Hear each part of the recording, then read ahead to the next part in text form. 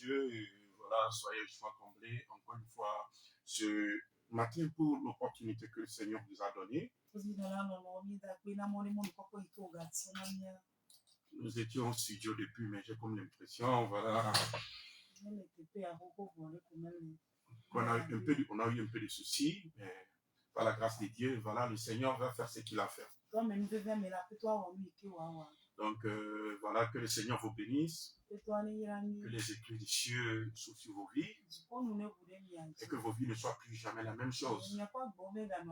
Dieu de gloire, Papa, nous bénissons ton Saint-Nom. Nous savons qu'encore une fois, ta parole sera prêchée, et quelqu'un sera certainement, Seigneur, délivré, guéri, transformé, au nom puissant et précieux. Tout ce que nous pensons ou imaginons.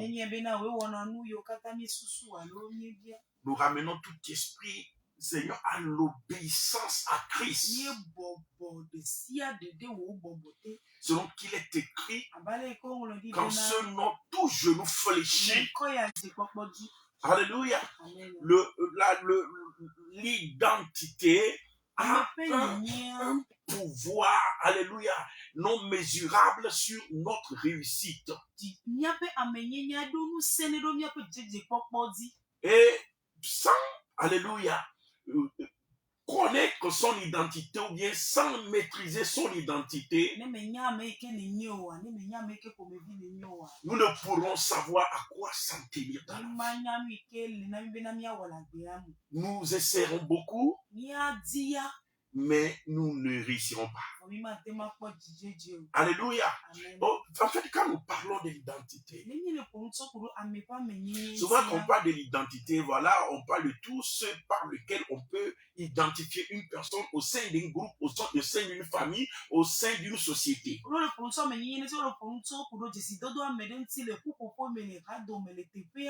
Alléluia. Donc, en parlant de l'identité, voilà, on peut parler du nom de la personne, le nom de sa famille, le lieu de provenance, etc. Autant d'éléments qui l'identifient dans la société.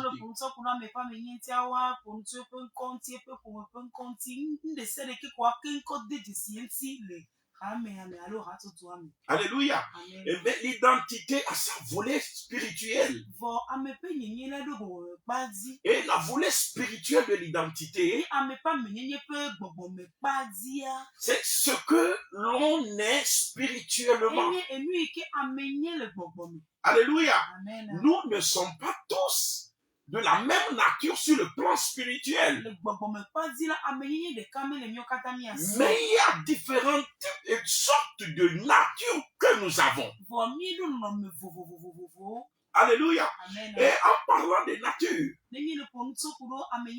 en nous référant par exemple à 2 Pierre 1, le verset 3 à 4,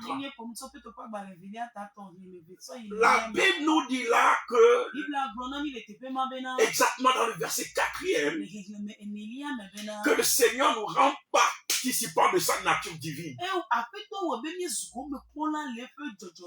Et il est dit quelque part que nous sommes de sa race.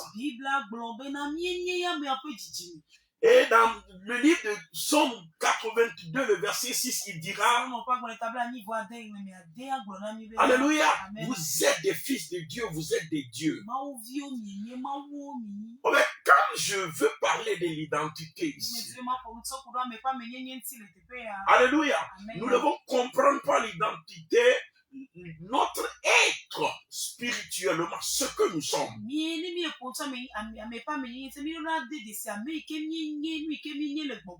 Pour nous qui avions reçu Jésus,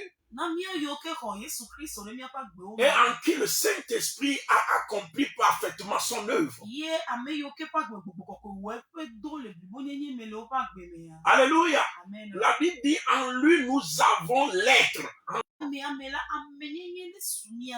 au mouvement, nous avons la vie. En lui nous avons l'être. C'est-à-dire, sur le plan spirituel, le Saint-Esprit vient agir sur notre nature. De même, sur le plan spirituel, les démons aussi agissent sur notre nature. Et du moment où la nature influencée. La nature est manipulée. Alors, l'homme acquiert une autre nature. Et cette nature déforme, transforme ou recrée notre identité. Donc, en parlant de l'identité, c'est notre être spirituel, ce que nous sommes en réalité sur le plan spirituel. Alléluia. Et en parlant de cet être spirituel, du côté des démons, comme je viens de l'expliquer, du moment où soit une personne est possédée ou influencée gravement par un démon, un esprit, alors, cette personne, la nature de cette personne se transforme en la nature du démon. Je m'explique. Quand le Saint-Esprit vient dans la vie de quelqu'un, il vient transformer la personne à la même nature que la nature de Dieu. De même, quand un démon rentre dans la vie de quelqu'un, il vient transformer la nature de la personne à la nature de ce démon que lui-même est. J'aimerais que nous puissions faire une première lecture. Je n'ai pas trop de temps pour beaucoup de développement, mais de façon succincte et pratique. Je crois que le Saint-Esprit va nous aider afin de pouvoir comprendre de quoi je veux parler ici. En lisant dans le livre de Luc 11, le verset 14. La Bible nous dit dans Luc 11, le verset 14, la Bible nous dit ceci. Nous lisons la parole de Dieu au nom puissant de notre Seigneur Jésus. La Bible déclare, Luc 11, verset 14. Jésus chassa un démon qui était muet. Alléluia. Amen. Donc soulignons là-bas un démon qui était muet. Qu'est-ce qui est muet ici? C'est le démon. Il y a des démons qui ne parlent pas. Alléluia. Amen. Donc c'est des démons qui sont muets. Il y a d'autres démons qui ont d'autres caractéristiques. Il y a des démons qui ont une forme animalière. Alléluia. Tandis qu'il y a d'autres démons qui ont la forme humaine. Mais ici, il s'agit d'un démon qui est muet. Donc, la Bible dit Jésus chassa un démon qui était muet. Donc, ce qui est important, c'est de comprendre d'abord que le démon a pour caractéristique, alléluia, de ne pas avoir le langage, c'est-à-dire le démon est muet.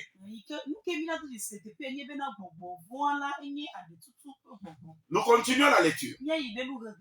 Lorsque le démon fut sorti,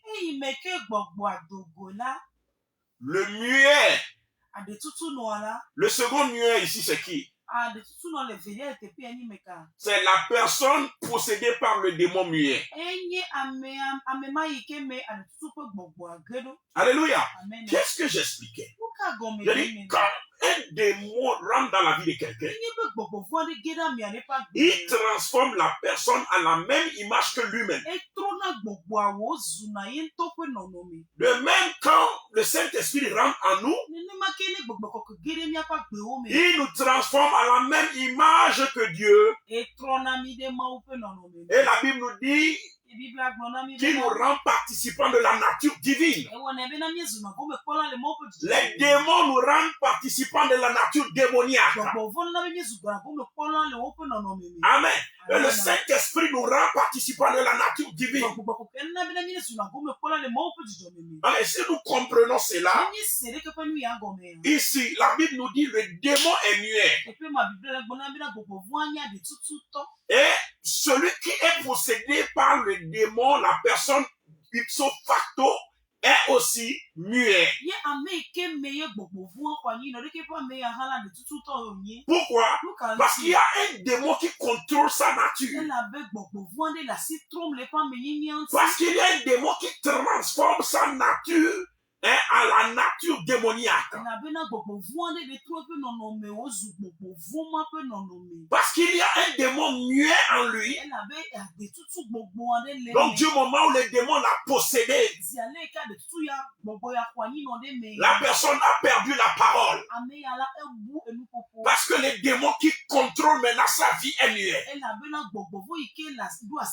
Donc le démon l'a rendu participant de la nature démoniaque. Alléluia. C'est comme ça beaucoup sont rendus participants d'une nature démoniaque.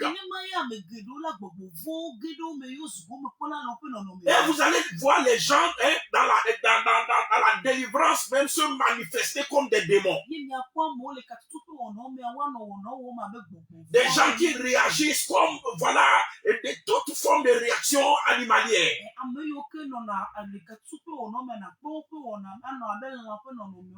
Alléluia. Il y a certains, quand tu es en train de chasser l'esprit de, si c'est l'esprit de serpent ou bien les esprits des eaux, vous allez voir la personne commencer par nager par terre. Alléluia. Pourquoi?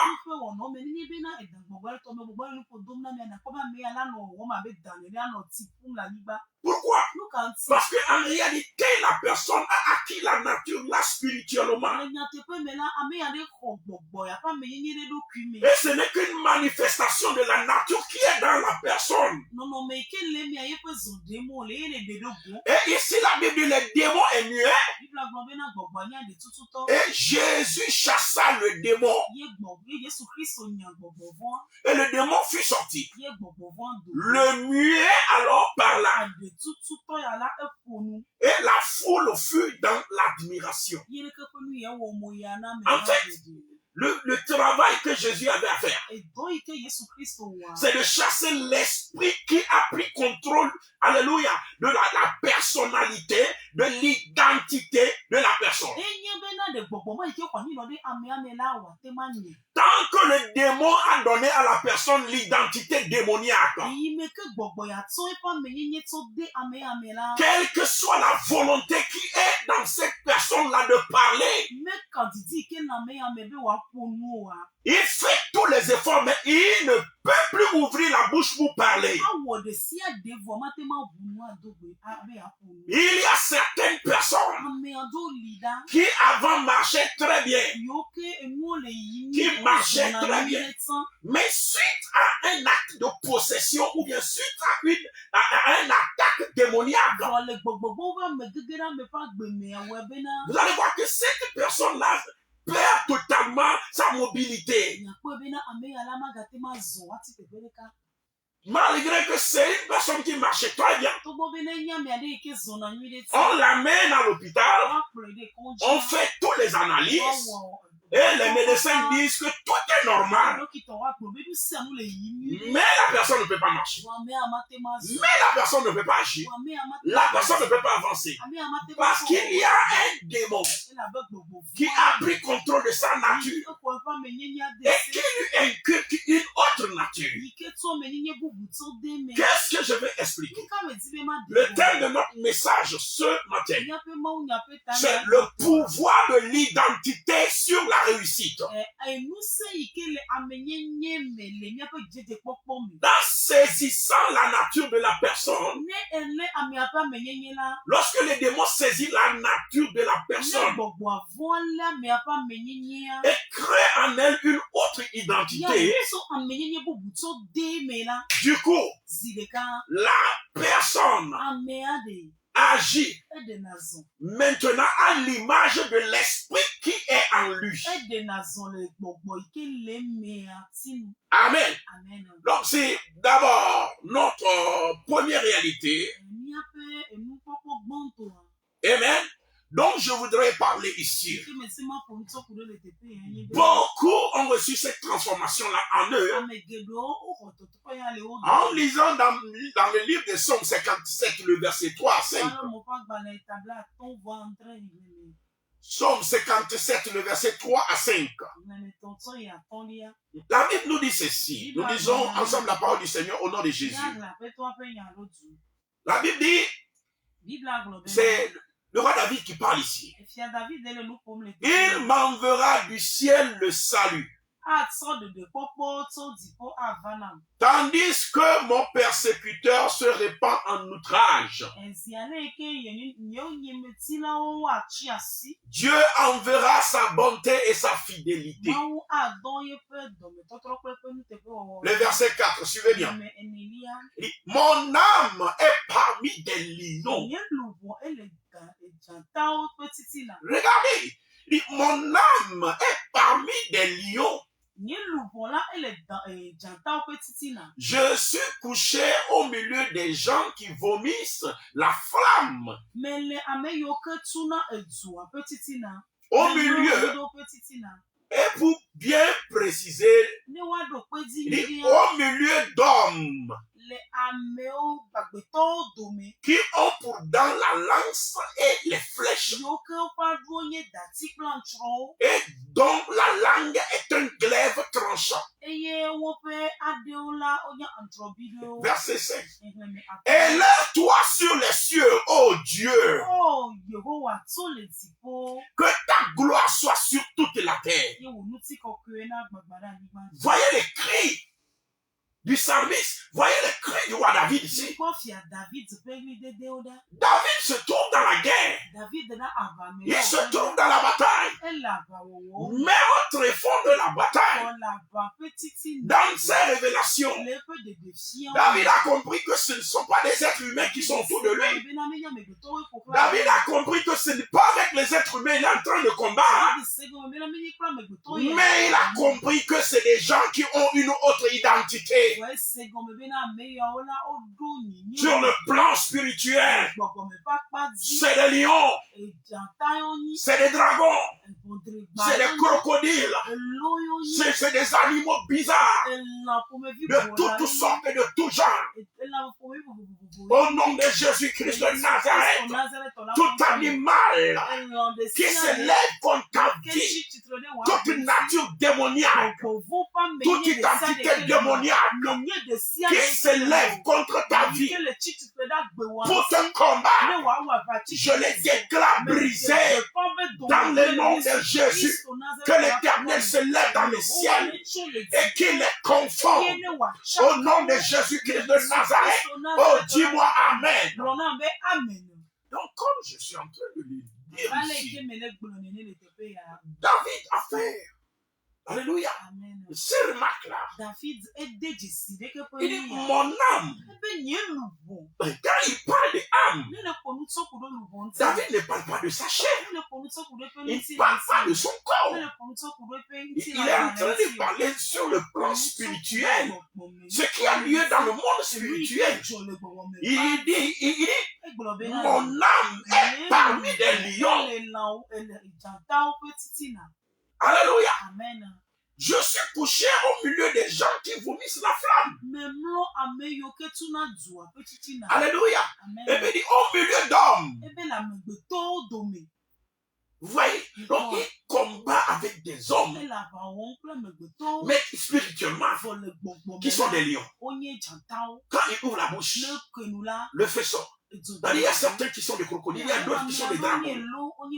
Vous voyez, donc il y a toutes sortes de natures là qui se trouvent dans l'homme selon le démon qui vit dans la vie de la personne, qui contrôle l'identité de la personne, qui contrôle, alléluia, la nature de la personne. Ce constat que le roi David a fait, nous avions vu l'apôtre Paul faire le même constat Il a dit, si c'est dans des vues humaines que j'ai combattu contre des bêtes à Éphèse. L'apôtre dit, j'ai combattu contre des bêtes, ce ne sont pas des êtres humains. Alléluia. Nullement il n'a l'intention d'injurer ni d'insulter.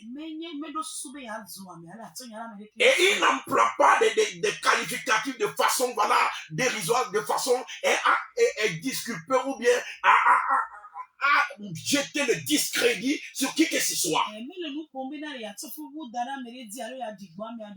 Mais il est en train d'évoquer tout simplement une réalité spirituelle. Comme le roi David l'a dit, il dit mon âme, c'est-à-dire sur le plan spirituel. Je suis au milieu des lions. Sur le plan spirituel, je suis au milieu des crocodiles. Il dit, je me suis couché au milieu des gens qui vomissent la flamme. Et il a bien précisé, il dit mon âme, c'est-à-dire sur le plan spirituel. Vous voyez? Donc, sur le plan spirituel, alléluia, il y a des êtres humains qui sont des animaux. Tout dépend de la nature que la personne a. Tu peux avoir des problèmes avec quelqu'un la nuit, tu vois qu'il y a un serpent qui est venu te mordre. Parce qu'en réalité, ce n'est pas avec un être humain. Toi, tu le vois comme un être humain, mais spirituellement, il a une autre nature, il a une autre identité.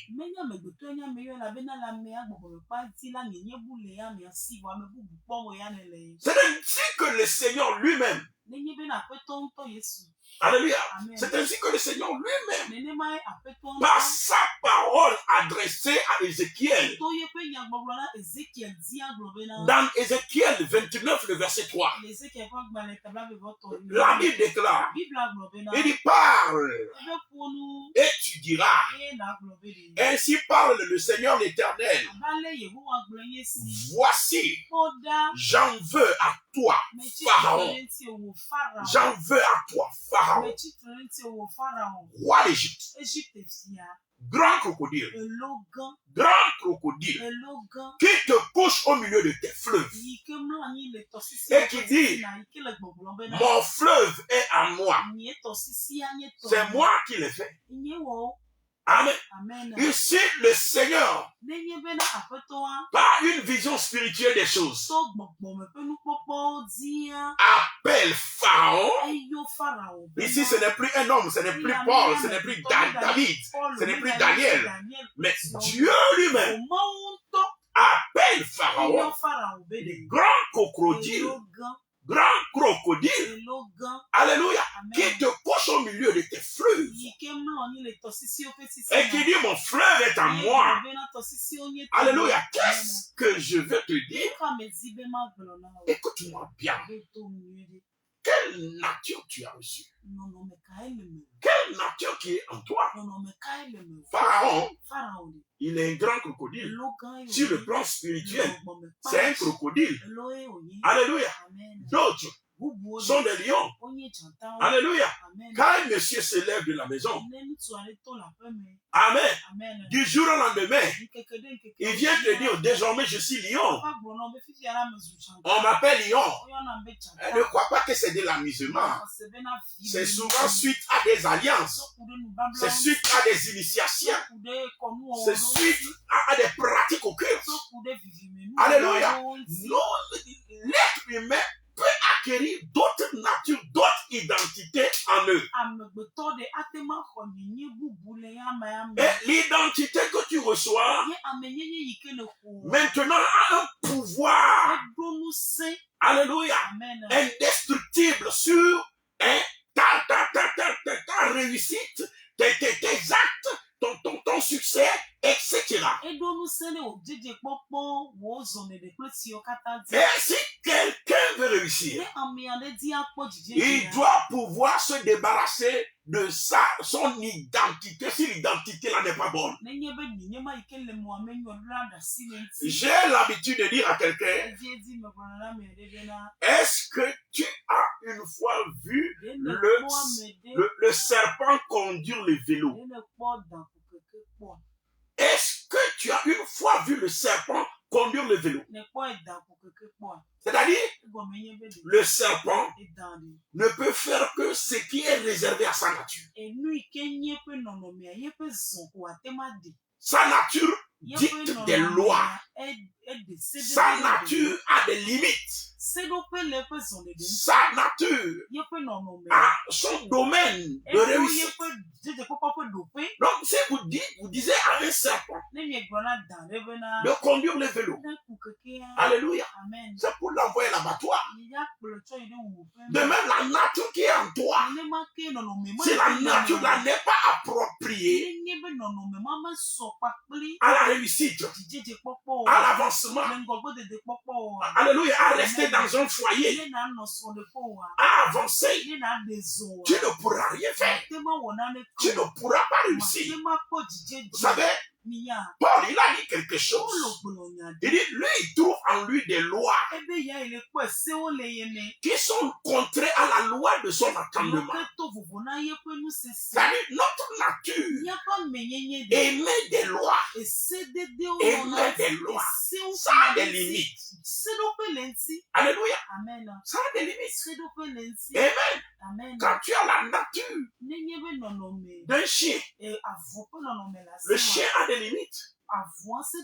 Le chien a son domaine de réussite. Et les gens connaissent, amen, l'importance de la nature spirituelle ou de l'identité. Amen. C'est pourquoi nous allons revenir sur ça le jeudi prochain. Vous allez voir, même dans nos coutumes, on travaille sur la nature même de l'être pour mettre à la personne une autre nature. Alléluia. Que le Seigneur nous aide dans ce domaine-là. Parce que nous voulons voir la main de Dieu. C'est un des domaines dans lequel le Saint-Esprit est venu véritablement travailler. Et nous allons revenir sur cela. Et je sais que Dieu va agir puissamment. Et le jeudi prochain, je vous parlerai du vrai problème qui se trouve dans la maison de Corneille. Pourquoi Corneille avait besoin de l'intervention de Dieu? Que le Seigneur vous bénisse. Le Seigneur, il est au contrôle. Au nom puissant de notre Seigneur Jésus. Soyez comblés. Que la bonne main de l'Éternel se repose sur vous. Que toute nature démoniaque soit brisée, détruite. Je déclare la délivrance. Je déclare le feu sur les démons. Je libère votre potentialité. Je proclame la réussite. Vous ne pouvez qu'aller de l'avant. Avec Jésus-Christ, tout va bien. Soyez richement comblés au nom puissant de notre Seigneur Jésus. Amen. Donc voilà, vous pouvez nous retrouver sur Moran TV, sur YouTube. Et vous pouvez aussi nous retrouver sur notre page Réveil et Restauration. Restons branchés. Vous pouvez nous appeler hors antenne 99 67 12 26. Si tu es à l'étranger, tu mets 00228 avant de composer les 99 67 12 28. Que le Seigneur vous bénisse. Excellente journée à vous. Seigneur de gloire, nous bénissons ton Seigneur.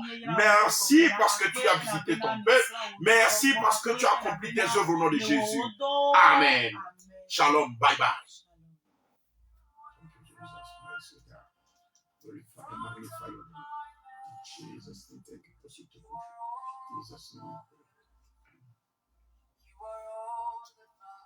C'est pour cela qui est dit, réveille-toi, toi qui dors, relève-toi d'entre les morts, et Christ t'éclairera. Éphésiens 5, verset 14. Soyez au rendez-vous tous les jeudis à 11h sur la 93.9 Light Radio pour suivre l'émission L'heure du réveil. L'heure du réveil a commencé spécial encouragement.